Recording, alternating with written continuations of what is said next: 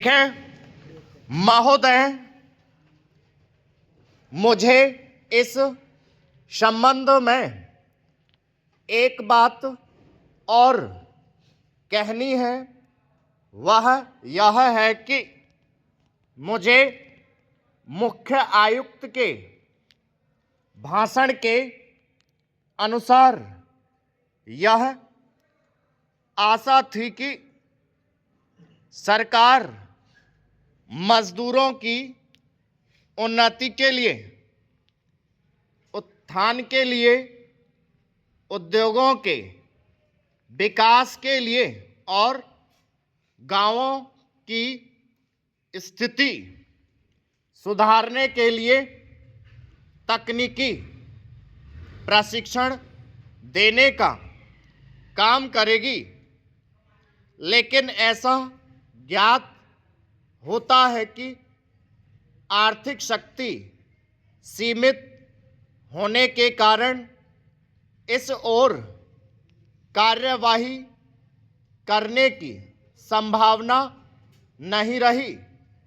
फिर भी मुझे आशा ही नहीं अपितु पूर्ण विश्वास है कि भविष्य में हमारा मंत्रिमंडल इस ओर अवश्य अविलंब ध्यान देगा। इसी प्रकार से ग्रामीणों की अवस्था सुधारने के लिए सरकार घरेलू उद्योग धंधों को भी बढ़ाएगी, जो अभी तक नहीं के बराबर हैं। भारत की दृष्टि से कुटीर उद्योग बड़े उद्योगों की अपेक्षा अधिक लाभदायक हैं।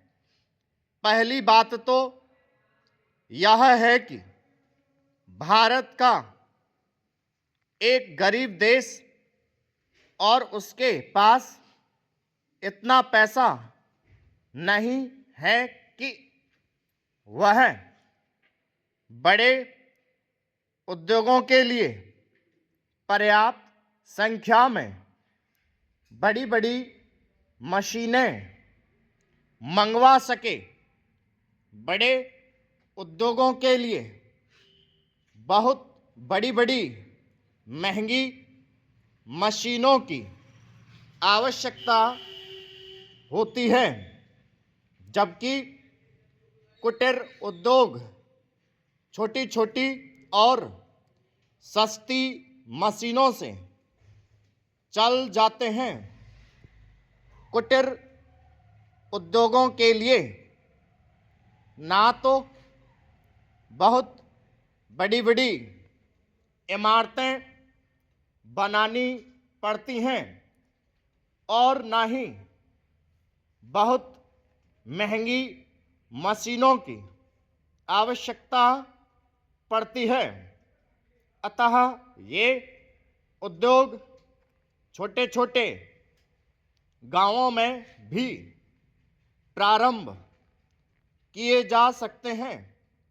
कई उद्योग तो इतनी थोड़ी पूंजी से भी शुरू किए जा सकते हैं कि उतनी पूंजी प्रायः हर किसी व्यक्ति के पास होती ही है।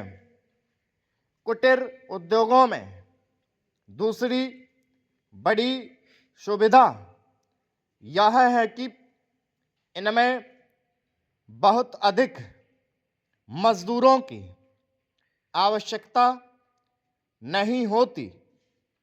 एक परिवार के सदस्य ही उस उद्योग को चलाने के लिए पर्याप्त होते हैं। घर के सब सदस्य उस काम में हिस्सा बटा सकते हैं। बड़े उद्योगों में प्रत्येक मजदूर को कोई विशेष कार्य सीखना होता है और उस काम में कुशलता प्राप्त करनी होती है। स्टॉप